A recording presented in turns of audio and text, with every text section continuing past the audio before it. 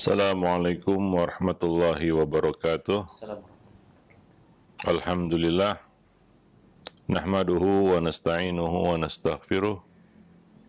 Wa na'udzu billahi min syururi anfusina wa sayyiati a'malina. Man yahdihillah fala mudhillalah wa man yudlil fala hadiyalah. Asyhadu an la ilaha illallah wahdahu la syarikalah. Wa ashhadu anna Muhammadan abduhu wa rasuluh.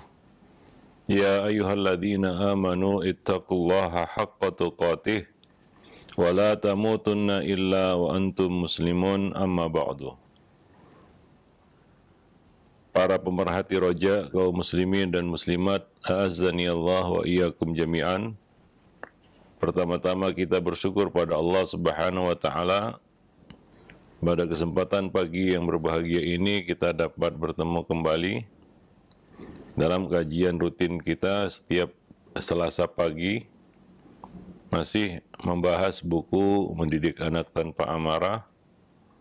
Pagi ini kita akan melanjutkan pembahasan yang ada di dalam buku tersebut. Salawat dan salam atas Nabi kita Muhammad sallallahu alaihi wasallam, keluarga beliau, sahabat beliau, dan umat beliau sampai hari kemudian. Para pemerhati roja, kaum muslimin dan muslimat, a'azani Allah wa iyyakum. Pada kesempatan pagi ini kita akan membicarakan lanjutan dari pembahasan kita kemarin, yaitu cara berkomunikasi dengan anak dan melakukan pendekatan yang baik kepada anak. Jangan rusak kepribadian anak kita. Ada beberapa sikap dan cara yang keliru.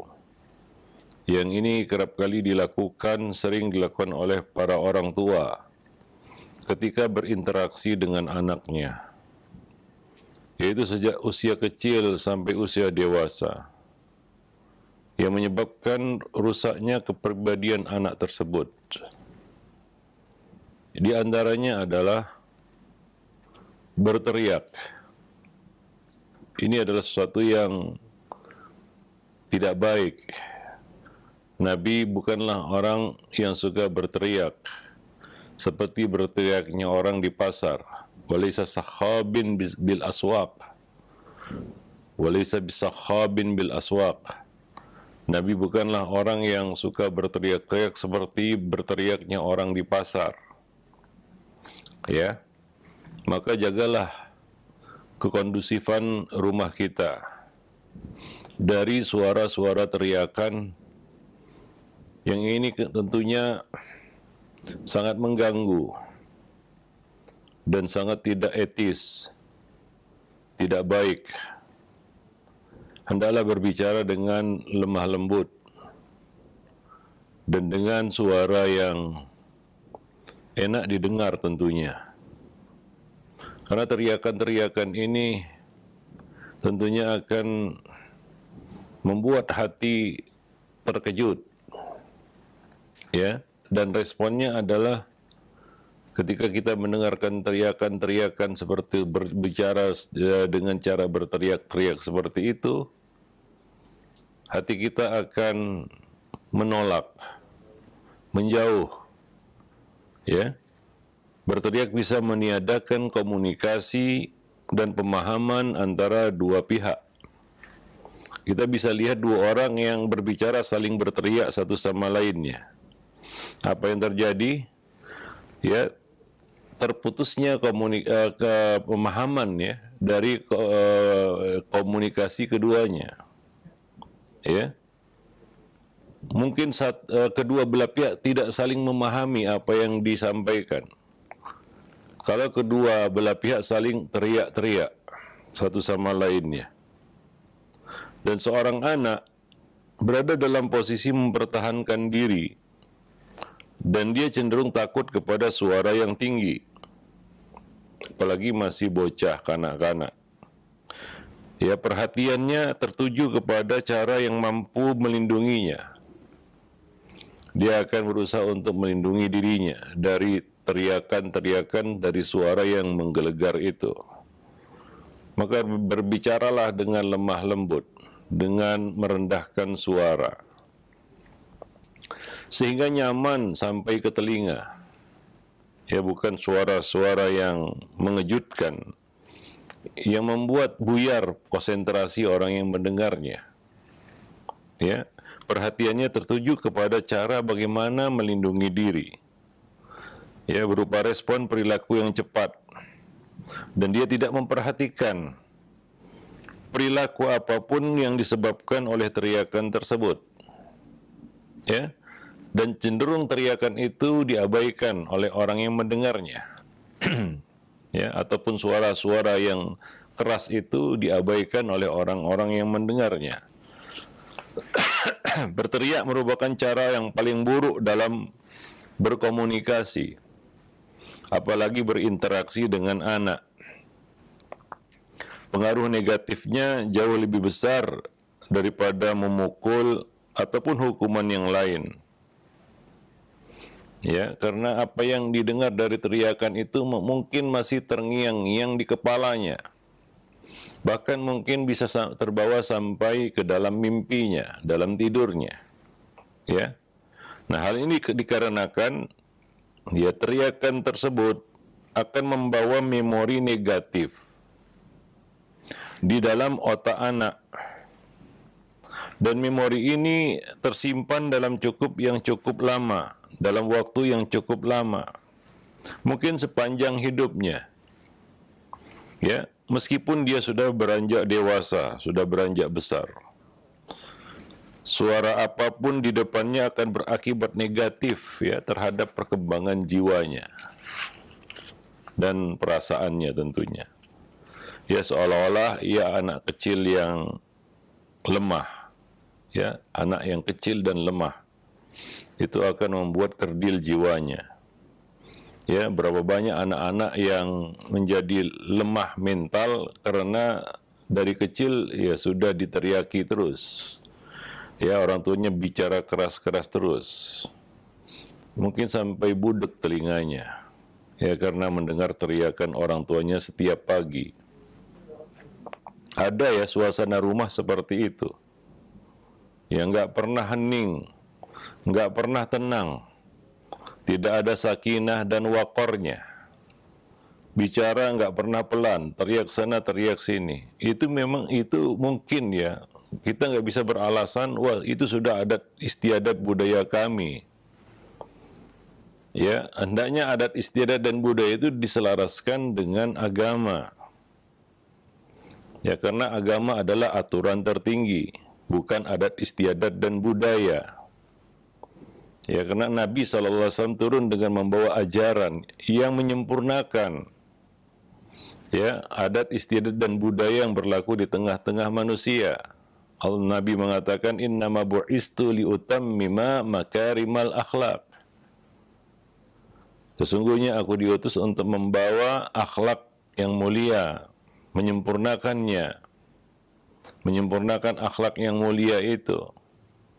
Maka etika agama, aturan agama itu di atas aturan adat istiadat dan budaya.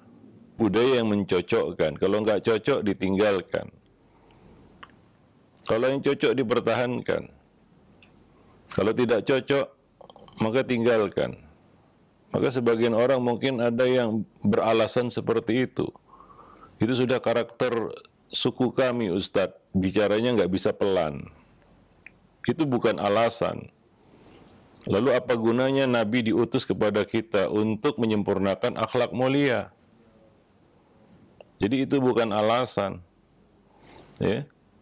Dengan alasan budaya setempat atau istilah lain lah seperti katanya kearifan lokal. Aturan agama lebih tinggi dari itu. Karena Nabi diutus untuk menyempurnakan itu semua. Bukan kita katakan nggak ada kearifan lokal yang bagus, budaya yang bagus, ada. Maka aturan budaya, urf adalah dicocokkan dengan kaedah-kaedah agama, aturan-aturan agama.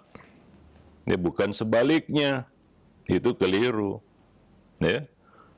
Maka itu maksud dari sabda Nabi, innama bu'istu liutammima makarimal akhlak. Aku diutus untuk menyempurnakan akhlak mulia. Islam juga mengakui akhlak-akhlak mulia yang ada di tengah-tengah manusia. Yang baik lanjutkan, yang baik pertahankan, yang keliru diperbaiki, karena Islam menyempurnakan itu semua. Wallahu a'lam bissawab. Ya, nah demikian. Maka seharusnya para pendidik memahami hal ini, terutama suasana di rumah. Ya, suasana di rumah. Coba bayangkan di rumah, ya masing-masing anggota keluarga berbicara dengan lemah lembut satu sama lainnya. Ya, itu kan suasana yang betul-betul menyenangkan. Siapapun betah berada di situ. Begitulah kondisi surga. Ya, enggak ada teriakan-teriakan di situ seperti jeritan-jeritan penghuni neraka yang menyayat hati, yang menakutkan. Ya, itulah kondisi neraka. Ya, yang ada jeritan-jeritan, teriakan-teriakan. Di surga enggak ada itu. Ya, di surga dipenuhi dengan ketenangan, sakinah. Ya, dengan keheningan, kenyamanan. Ya, karena ya ketentraman itu identik dengan ya kenyamanan tentunya. Ya, suasana yang tentram. Ya, kalau kita masuk ke tempat yang tentram, hati kita juga tenang. Tapi kalau kita masuk pasar, orang-orang pada teriak sana, teriak sini, angkat suara sana, angkat suara sini. Yang satu ya menjerit-jerit seperti kondisi di pasar, kita pun pusing. Ya, kepala pusing, jiwa pun tak tenang karena teriakan-teriakan itu. Ya, oleh karena itulah Nabi SAW tidak pernah meninggikan suaranya saat berbicara dengan orang lain. Terlebih lagi anak-anak. Itulah Nabi SAW. Beda dengan Arab Badui. Ya, yang kadang-kadang mereka meninggikan suara di depan Nabi. Ya, dan Allah Subhanahu wa taala melarang, wala tajharu lahu bil qaul kajahri ba'dikum li ba'd. Janganlah kamu mengeraskan suara di depan Nabi seperti sebagian kamu mengeraskan suara ya di depan sebagian lainnya. Begitulah adab. Ya, maka Nabi SAW ya tidak pernah berteriak-teriak laksana seperti orang-orang yang berteriak-teriak di pasar. Demikian pula di dalam pendidikan. Ya, nah, ya jadi kita mengajarkan, menanamkan akhlak ini kepada anak-anak kita. Ya, apapun masalahnya, ya, nggak perlu ya dengan teriakan. Biasanya teriakan itu, suara-suara yang tinggi itu adalah muqaddimah, pengantar kemarahan. Ya, pengantar kemarahan. Ya, kita bisa bedakan juga. Ya, ketika kita bicara teriak-teriak, detak jantung pun berbeda. Heart rate kita pun naik itu. Ya. Berbeda dengan kita bicara dengan santun, ya, dengan lemah lembut, ya, dengan pelan, ya, tidak mengangkat suara tinggi-tinggi, heart rate pun terjaga, denyut jantung pun menjadi tenang juga. Ketenangan secara jasmani dan rohani. Maka ini masalah komunikasi dan bicara. Manusia perlu belajar bicara. Ya, kita nggak bisa bicara begitu lahir ke dunia. Ya, kita belajar dari orang-orang yang ada di sekitar kita, terutama ayah bunda kita. Maka cara anak berkomunikasi itu juga ditentukan dari bagaimana orang tua mengajarkannya. Oh, saya nggak pernah mengajarkannya, Ustadz. Salah. Cara kita berbicara di depan anak itu adalah pelajaran yang kita berikan kepadanya. Ya, cara bicara kita kepada anak itu adalah pelajaran yang kita berikan kepadanya, yaitu keteladanan. Ya, apa yang kita lakukan, ya maka coba lihat anak kecenderungannya akan meniru bicara orang tuanya. Ya, kalau kita lihat seorang anak ada yang santun kan begitu ya, bicaranya santun, ini ya buah jatuh tidak jauh dari pohonnya, itu kata pepatah kita. Artinya mungkin beginilah orang tuanya berbicara di rumah. Itu yang dilihat oleh anak ini. Ya, sehingga dia menirunya. Ya. Nah, dan juga kadang-kadang perlu diajarkan. Artinya disampaikan kepadanya pelajaran-pelajaran seperti ini. Ya, kemampuan anak berkomunikasi itu bergantung juga kepada kecerdasannya, kecerdasan psikologinya, ya, kecerdasan akalnya. Ya. Nah, demikian. Maka dari itu orang tua hendaknya ya menampilkan ya contoh yang baik di depan anak, terutama di dalam hal berbicara. Ya, ajari mereka cara berbicara yang benar dan baik. Nah, kalau kita teriak-teriak bicaranya nggak pernah pelan ya, begitulah nanti anak akan meniru. Ya, akan ditiru oleh anak itu. Secara tidak langsung kita ya telah mengajarkan kepadanya kebiasaan yang tidak baik itu, kebiasaan yang buruk itu. Ya, maka untuk bicara manusia perlu belajar. Maka anak-anak kita juga perlu belajar bicara. Berikanlah kepada mereka contoh yang baik. Ajarkan kepada mereka cara bicara yang benar. Nah, demikian. Ya. Itu yang pertama. Ini akan merusak kepribadian anak itu. Ya. Taib. Dan juga Al-Quran menyuruh kita untuk merendahkan suara. Ya, karena seburuk-buruk suara adalah suara keledai. Kalau kita pernah mendengar keledai itu ya meringkik-ringkik ya, menjerit-jerit ya, dan buruk suaranya. Itulah dia seburuk-buruk suara. Ya, inna anqaral aswati la sautul hamir. Ya. Kalau kita perhatikan keledai itu enggak pernah dia bersuara pelan. Ya, dia seperti orang yang menjerit-jerit, berteriak-teriak, ya, tidak seperti burung yang berkicau-kicau, ya. Nah, demikian. Wallahu a'lam bissawab. Taib. Yang berikutnya, yang kedua, yaitu terlalu royal, ya, menegur dan menyalahkan. Ya, ini juga kadang-kadang overdosis istilahnya. Terlalu banyak menegur dan menyalahkan. Yaitu terlalu mengedepankan pendekatan negatif. Ya, sehingga ya bisa menyebabkan rasa sakit hati. Bahkan sebagian anak bisa membaca, menggambar orang tuanya. Kalau orang tuanya mau ngomong, ini pasti ada yang salah pada dirinya ini. Ya, pasti disalah-salahkan ini. Kadang-kadang anak juga membela diri karena dia merasa tidak salah. Ya, sebagian orang tua terlalu berlebihan di dalam merespon kesalahan anak. Anak ya salah. Ya, anak itu identik dengan salah.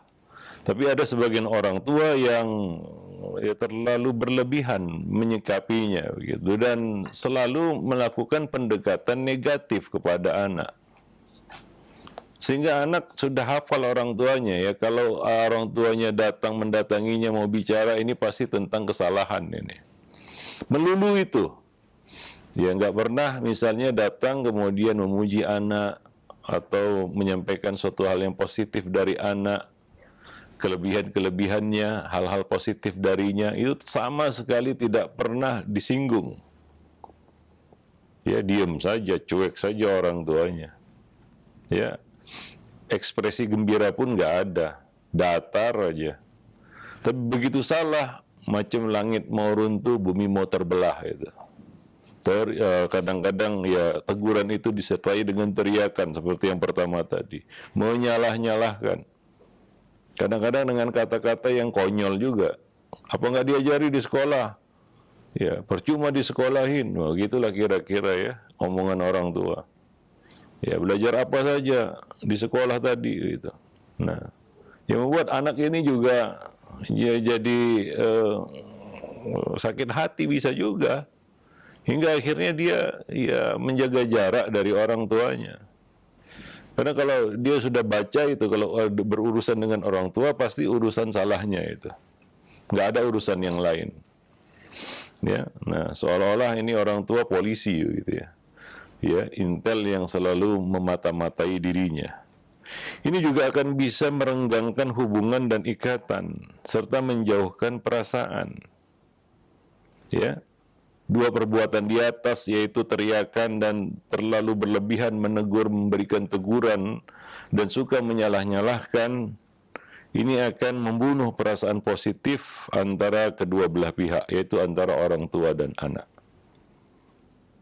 Ya, nah orang tua juga kebiasaannya seperti itu, nggak akan berurusan dengan anak kalau nggak melihat salah gitu. Kalau mau berurusan dengan anak, dicari-cari kesalahannya. Si anak juga sudah membaca orang tuanya. Nah, kalau udah deket-deket orang tuanya ini pasti salah. Nggak ada yang lain ya selain itu. Ya, nah jadi tidak ada komunikasi selain membicarakan salah anak. Anak ya salah. Nggak mungkin anak nggak salah. Coba lihat bagaimana Nabi ya. Nabi itu luar biasa.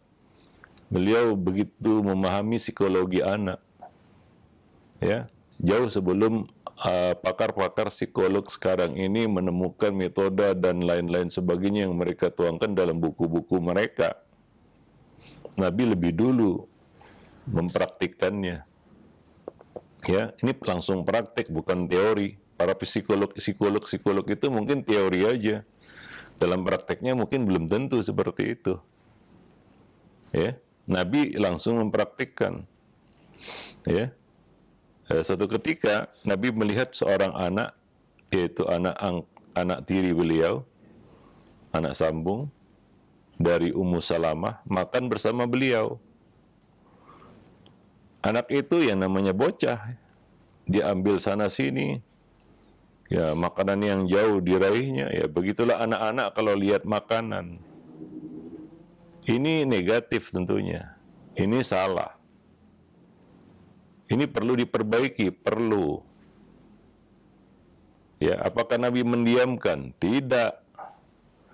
Tapi pendekatan apa yang dipilih Nabi? Nabi justru memilih pendekatan positif. Nah, ini kalau kita orang tua itu terbiasa melakukan pendekatan positif kepada anaknya. Ya, dalam momen-momen seperti ini pun Nabi ya lebih memilih pendekatan positif kepada anak ini. Ya. Mungkin kalau kita langsung to the point aja dengan anak ini. Siapa yang ngajari kamu makan seperti itu? Ini cara makan yang salah ini. Kamu salah.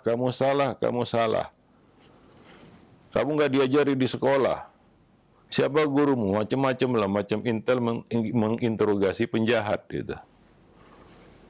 Ya, seperti itu. Nah, begini aja nggak tahu dan lain-lain kata-kata yang kadang-kadang nggak perlu juga begitu ya. Ya. Nah, coba lihat Nabi ketika melihat ya hal itu di depan beliau, kesalahan seorang anak. Nabi justru memilih pendekatan positif kepada anak ini. Bagaimana itu? Nabi berkata kepadanya, "Hai ya gulam, hai bocah, samillah wa kul biyaminik wa kul mimma yalik." Ya. Nabi melakukan pendekatan positif kepada anak ini. Nabi menyebutkan dua perkara yang mana Nabi tahu anak ini melakukannya, bukan salahnya. Itu sisi positifnya. Ya. Bahwa anak ini baca bismillah, ya, anak ini baca bismillah. Anak ini makan pakai tangan kanan, Nabi tahu ia makan pakai tangan kanan. Enggak pakai tangan kiri, itu bukan salahnya. Ya. Yang salah padanya satu itu, yaitu apa? Ambil makanan yang paling dekat. Nah, itu yang dia salah itu. Jadi Nabi melakukan pendekatan positif kepada anak ini. Ya, bahwa anak ini anak baik, dia banyak melakukan kebaikan, dia makan pakai bismillah, baca bismillah, dia makan pakai tangan kanan. Ya, sehingga anak ini, wah, saya selama ini melakukan hal yang benar. Ya, bahwa inilah yang benar, makan baca bismillah, makan pakai tangan kanan. Ya. Ya, cuma yang satu ini aja dia belum lakukan, yaitu apa? Ambil makanan yang terdekat. Ya, kalau pendekatan ini yang kita lakukan kepada si anak, maka besok anak itu akan duduk lagi di situ. Karena dia tidak merasa menjadi seperti anak terpidana yang salah dan salah. Ya, tapi kalau kita salah-salahkan dia di situ, besok dia mungkin nggak mau lagi duduk di situ. Ya, besok mungkin dia pergi cari hidangan yang lain, nggak akan bersama kita lagi di hidangan itu. Karena mungkin jera juga dia, malu juga dia disalah-salahkan melulu, kan begitu ya. Seolah-olah dia nggak boleh buat salah begitu. Ini kadang-kadang orang tua nggak fair, yang selalu melakukan pendekatan negatif kepada anak. Seolah-olah anak nggak boleh salah, orang tua salah diam aja. Nah, ini kan tidak adil ya. Kadang-kadang anak juga melihat kenyataan itu di depannya, dia nggak bisa ngomong juga. Apa kita selaku orang tua nggak buat salah sama anak? Buat salah. Ya, tapi apakah kita diteriaki, apakah kita disalah-salahkan? Enggak juga kan? Apakah terima kalau dibalik misalnya anak menyalah-nyalahkan kita? Ya, mungkin kita juga akan merontak. Nah, ini karena dia kecil, dia nggak bisa buat apa-apa. Ya, di sana ada orang tua yang sok keras istilahnya ya. Wow, pokoknya to the point, to the point. Enggak juga. Harus to the point, jangan tanpa basa-basi.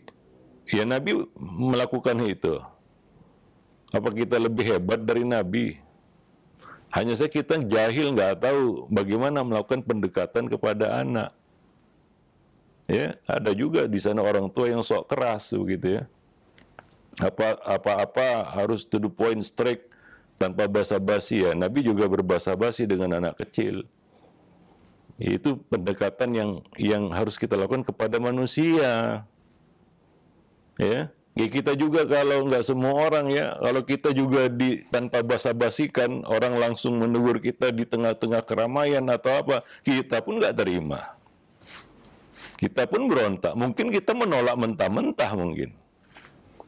Tapi kita bisa berlaku keras sama orang. Kenapa? Kita dikerasi, kita nggak terima. Itu artinya kita tidak fair, tidak bersikap adil. Nah, maka ini kadang-kadang yang ya kita nggak sadari itu. Tapi Nabi SAW telah menyontohkan kepada kita. Nabi nggak membiarkan anak ini berbuat salah, enggak. Karena Nabi ya melakukan metode pendidikan piramida terbalik, nggak menyisakan ruang bagi anak untuk berbuat salah. Tapi pendekatan yang dilakukan Nabi itu luar biasa. Beliau begitu memahami psikologi anak. Ya, sehingga anak-anak itu bisa dekat dengan beliau, nggak jera dekat dengan Nabi, enggak. Anak-anak itu nggak jera dekat dengan Nabi, walaupun anak-anak itu buat salah di depan Nabi.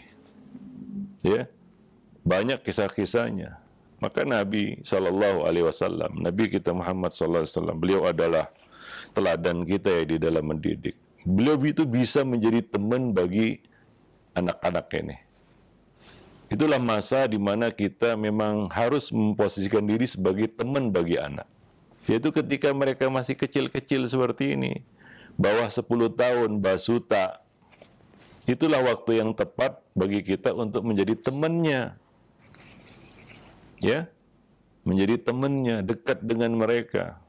Ya. Sehingga anak-anak itu juga merasa nyaman berada bersama kita, dekat dengan kita. Seperti yang dilakukan oleh Nabi SAW, beliau bergabung dengan anak-anak, berlari-larian bersama mereka. Kadang-kadang beliau menjulurkan lidah beliau untuk membuat mereka senang. Kadang-kadang beliau mencandai mereka. Sesuatu yang beliau tidak lakukan kepada anak remaja. Anak remaja tidak. Nabi tidak lagi jadi teman mereka. Ketika anak beranjak remaja 10 tahun ke atas, Nabi tidak lagi jadi teman mereka. Nabi justru jadi orang tua. Ya, ketika Nabi hadir di depan mereka, Nabi sebagai orang tua yang memiliki kekuatan pada kata-katanya. Karena sosok inilah yang ingin dilihat oleh seorang remaja, ya, pada diri kita orang tuanya.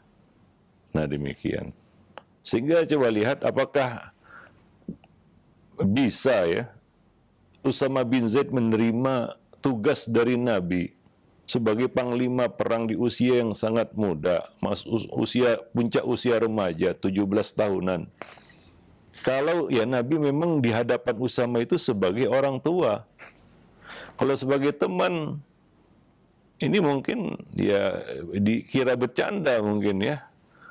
Kalau kita jadi temannya lah, memposisikan diri sebagai teman anak kita begitu ya. Kita memberikan tanggung jawab yang besar sebesar itu ya. Mungkin dia akan mengatakan, bercanda ini. Karena selama ini kita mungkin dilihatnya sebagai teman aja begitu. Tapi tidak Nabi. Tidak demikian dengan Nabi SAW. Ya. Usamah memahami tugas yang dibebankan Nabi kepadanya. Karena ini tugas dari orang tua kepada anaknya. Ya, nah demikian Nabi SAW. Ketika anak-anak ini sudah remaja, Nabi tampil sebagai ayah, sosok ayah di depan mereka. Enggak lagi teman. Ya, ada orang kebalik itu justru. Ya, masa kanak-kanak, wah jaim jadi orang tua. Jaga image dia di depan bocah-bocah ini. Ya, begitu remaja jadi teman gitu. Dia sudah punya teman, ya enggak, ya kalau dia bandingkan dengan teman-temannya, kita ini agak lucu itu kalau orang tua ya jadi teman anak gitu ya. Karena dia juga punya teman-teman, dia bisa bandingkan kita dengan teman-temannya begitu ya. Wallahu a'lam bishawab. Nah, sekali lagi ini membuktikan bahwa Nabi itu menguasai psikologi anak luar biasa. Ya tidak seperti mungkin bayangan kita. Ya, cara mendidik Nabi itu kalau kita periksa satu persatu bagaimana Nabi berinteraksi dengan anak-anak, beliau begitu memahami ya psikologi anak-anak ini. Berhadapan dengan bocah bagaimana, berhadapan dengan anak remaja bagaimana, ya. Kita patut dan pantas untuk menirunya. Wallahu a'lam bishawab. Hanya saja kadang-kadang kelemahan kita ini adalah secara spontan itu kadang-kadang nggak lahir, nggak muncul ya. Nah, setelah terjadi baru kita sesali kenapa tadi saya bersikap seperti ini. Harusnya kan nggak seperti itu. Ya, nah demikian. Ini yang perlu kita asah dan kita latih. Wallahu a'lam bishawab. Ya, nah demikian. Maka Nabi tidak pernah ya berbicara keras-keras kepada anak, teriak-teriak kepada anak. Dan Nabi kalaupun menegur anak, bukan dengan menyalah-nyalahkan, tidak. Tapi mengarahkan, bukan menyalahkan. Mengarahkan anak ini kepada yang benar. Bukan menyalahkan. Ya, nah demikian. Wallahu a'lam bishawab. Nah kemudian terlalu banyak memerintah. Ya ini juga membuat anak itu sebel ya. Ya memang orang tua kedudukannya di atas, anak di bawah. Tapi kalau kita ya punya atasan misalnya, kerjanya memerintah melulu, kita pun ya tidak respect kepada atasan itu. Ya. Karena atasan itu kan nggak harus memerintah terus. Kadang-kadang ada masanya, ada waktunya, ada momennya, ya atasan itu memberikan contoh, yaitu terjun langsung ke lapangan, melakukan. Ya, dan itu yang dilakukan oleh Nabi SAW. Ya, kadang-kala beliau menyontohkan sesuatu kepada para sahabat, enggak menyuruh. Ya, lalu para sahabat menirunya. Ya, nah terlalu banyak memerintah tanpa membangun kepercayaan terlebih dulu akan melemahkan kepribadian anak. Ya, sebab dia akan berpikir bahwa dirinya hanya dijadikan alat untuk melaksanakan perintah orang tuanya. Ya, anak ini akan mati kreativitasnya. Ya, dia cenderung pasif, hanya menunggu perintah orang tua. Hanya menunggu perintah orang tua. Masalahnya adalah ketika tidak dapat perintah orang tua, dia tidak lakukan. Dia cenderung pasif gitu ya. Kenapa? Karena tidak diberi ruang dia untuk ya berinisiatif. Ya, nah itu buruknya ya, kalau kita terlalu banyak memerintah. Ya, nah demikian. Sebab dia akan berpikir bahwa dirinya hanya alat ya, hanya pesuruh ya. Ya, orang tuanya hanya yang orang yang disuruh. Orang tuanya adalah pesuruh. Nah, demikian. Dan cara ini menjadikan seorang itu memiliki kepribadian yang pasif dan kurang kreativitas, nggak punya inisiatif gitu ya. Ya, dan cenderung lemah jiwa dan lemah mental juga. Wallahu a'lam bishawab. Dan cenderung penakut dan tidak berani, terutama di dalam mengambil keputusan. Anak itu juga harus dilatih bagaimana dia mengambil keputusan. Ya, wallahu a'lam bishawab. Tapi mungkin demikian materinya pada kesempatan pagi ini ya. Kita akan lanjutkan nanti pada pertemuan-pertemuan yang akan datang. Untuk selanjutnya, jika ada pertanyaan-pertanyaan berkaitan dengan hal ini, kita akan menjawabnya. Silahkan. Ya baik, Alhamdulillah. Terima kasih banyak sekarang atas materi yang telah disampaikan oleh Al-Ustadz.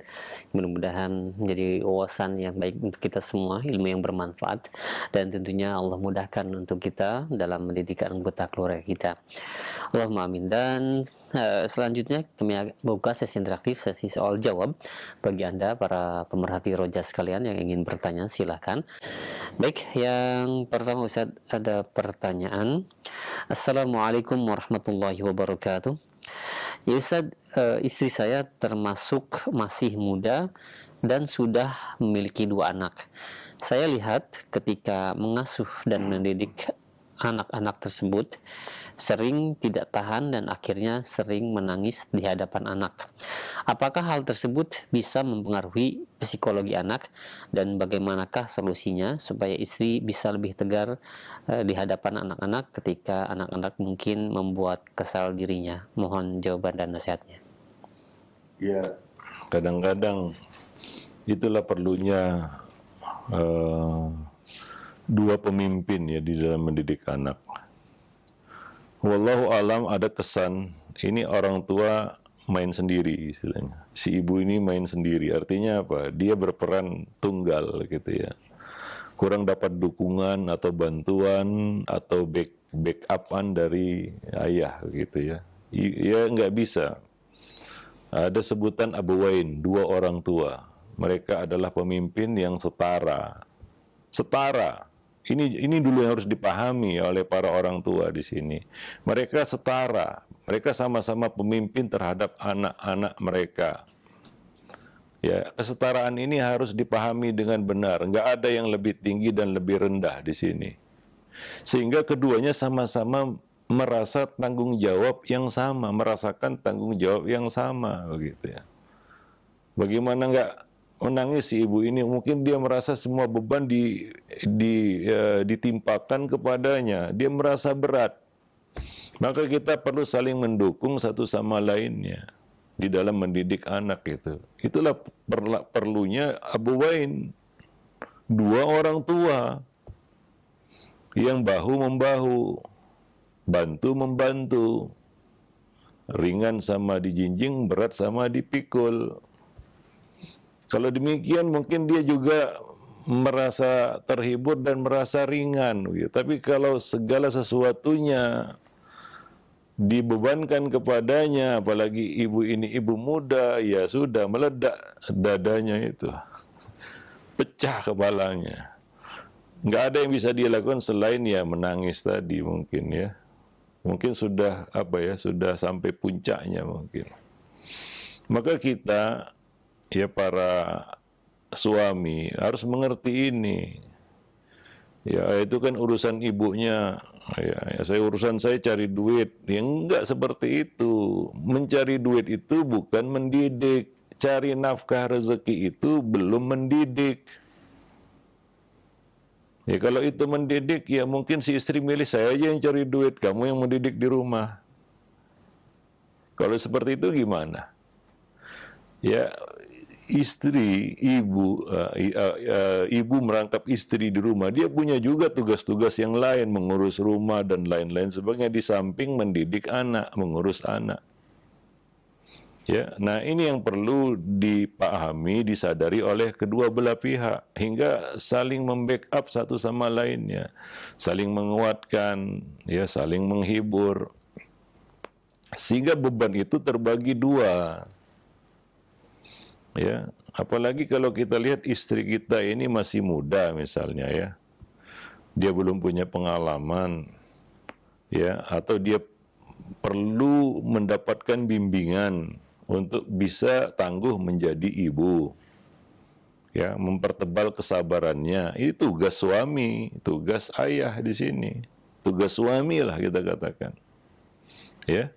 Nah demikian. Wallahu a'lam bishawab. Nah kalau si suami nggak peduli misalnya, ya, yang pedulinya apa? Ya, pokoknya anggaran bulan ini sudah, ya. Memangnya segala urusan berkaitan dengan pendidikan bisa selesai dengan duit? Enggak.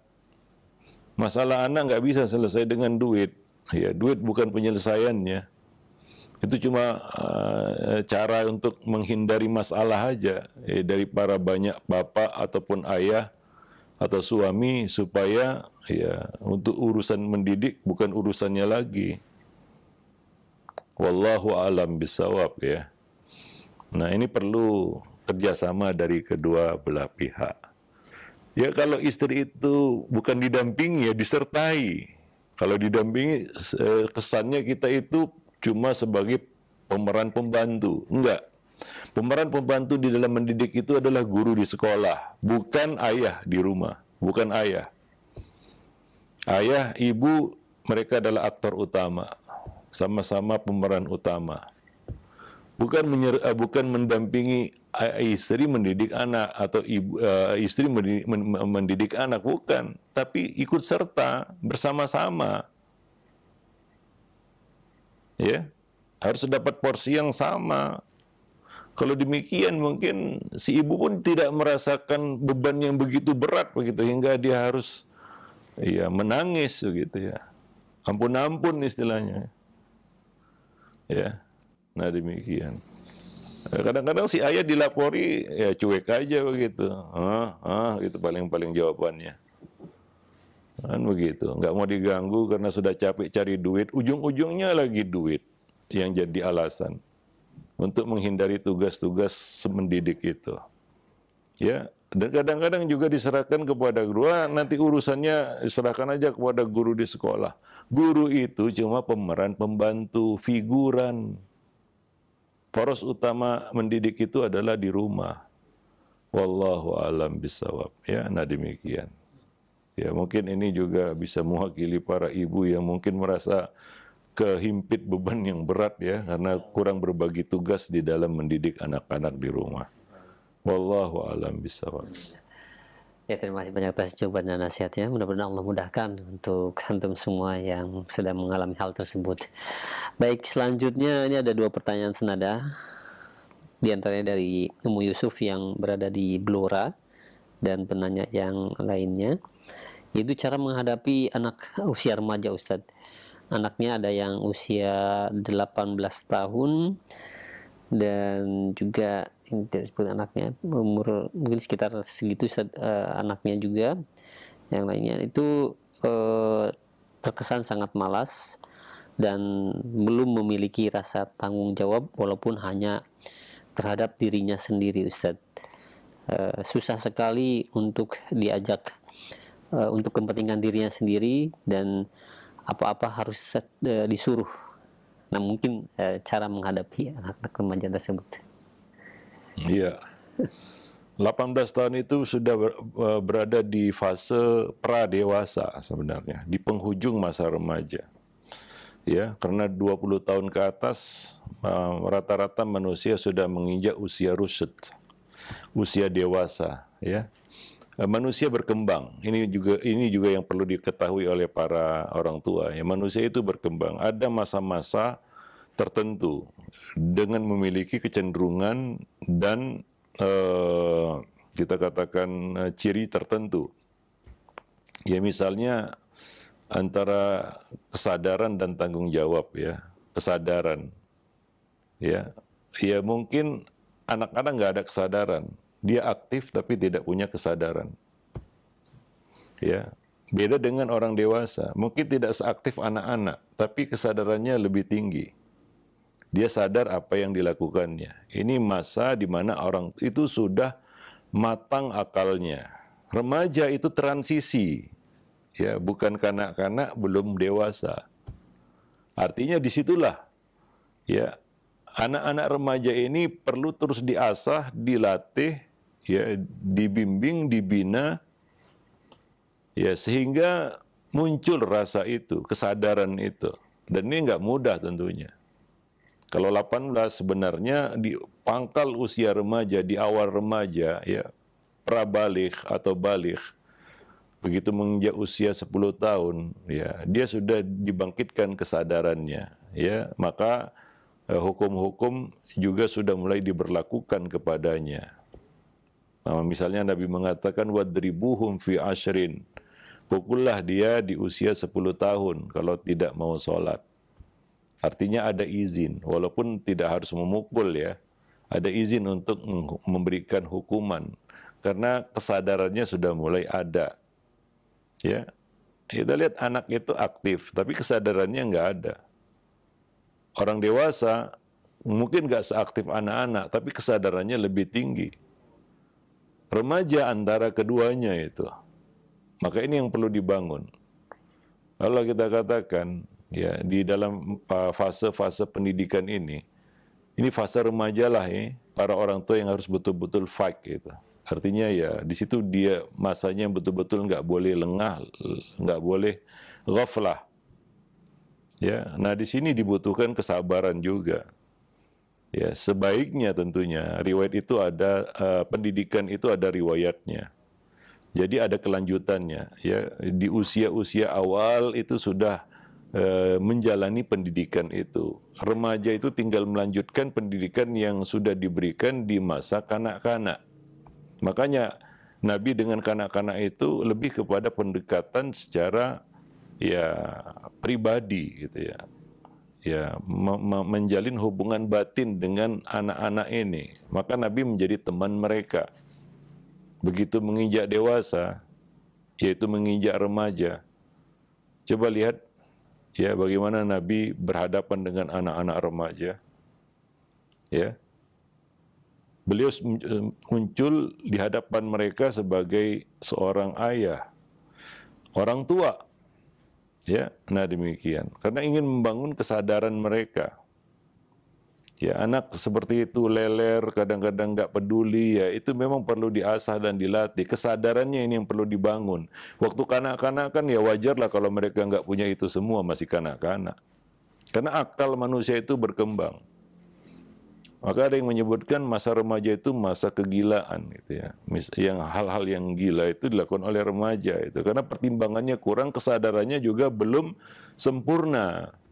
Sementara kekuatannya sudah mulai terbangun, badannya sudah mulai besar, tapi yang kurang di sini mungkin kesadarannya. Untuk membangun itu, dari situlah akan lahir tanggung jawab, kesadaran itu. Yaitu dia mengerti akibat dari perbuatannya. Kalau dia malas, akibatnya bagaimana? Ya, kalau dia lalai, akibatnya bagaimana? Ini yang harus kita tanamkan kepada anak-anak remaja itu. Ya, nanti ya ketika dia dewasa mungkin dia akan berubah sendiri, ya. Tapi kalau tidak dilandasi dari remaja, ya itu akan terbawa sampai dia dewasa. Sehingga ada orang yang telat dewasanya, ada sudah dewasa, ya kan, tapi masih kekanak-kanakan. Ya, ini tergantung, ya, pendidikan yang dijalaninya tentunya. Ya, wallahu a'lam bishawab. Ya, 18 tahun itu harusnya ya dimulai dari masa awal remaja ya. Membangun kesadaran begitu ya. Dan ini nggak mudah. Luar biasa susah membangun kesadaran itu. Karena dari situ lahir rasa tanggung jawab gitu. Ya, dari situ lahir rasa tanggung jawab. Wallahu alam bisawab. Nah, demikian. Ya, jangan merasa gagal juga ya, walaupun sudah 18 tahun masih ya coba aja terus ya. Apa yang bisa kita lakukan ya, mungkin cara yang mungkin perlu dirubah ya, seperti yang kita sebutkan tadi, pendekatan kepada anak ini sangat menentukan bagaimana kita bisa masuk ke dalam hatinya ya, itu akan mempermudah komunikasi kita dengan anak tersebut. Mungkin di sini selama ini ada miskomunikasi, ada komunikasi yang nggak nyambung istilahnya. Ya, membangun itu kan perlu waktu ya. Ya. Dan sebaiknya itu dibangun dari kecil sebenarnya. Terus sampai dia remaja begitu. Seperti Nabi SAW. Sehingga Nabi ya tidak segan memberikan amanah besar kepada Usama bin Zaid, panglima perang, bayangkan. Yang dihadapi bukan pasukan ya kaleng-kaleng misalnya, pasukan Romawi ya. Di situ ada kita katakan sahabat-sahabat yang senior dari sisi usia dan pengalaman ya, tapi begitu ya tanggung jawab yang ditanamkan Nabi kepada para remaja ini ya, kesadaran yang dibangun dari mulai ya kita katakan menginjak usia remaja tadi, awal remaja. Wallahu alam bisawab. Untuk ini kita sudah menulis bukunya ya, itu ada apa dengan remaja. Ya mudah-mudahan itu bermanfaat ya, dan kita juga mengambil manfaat juga dari apa yang kita tulis tersebut ya, begitu ya. Karena kita semua punya masalah dengan anak-anak remaja kita. Iya, betul. Ini masalah yang berat dan rumit, nggak mudah menghadapi remaja hari ini. Ya wallahu alam bisawab. Nah demikian. Baik, mungkin sampai di sini dulu pertemuan kita pada hari ini ya. Mudah-mudahan bermanfaat. Aqulu qauli hadza, astaghfirullah li wa lakum lisairil muslimin, innahu huwal ghafurur rahim.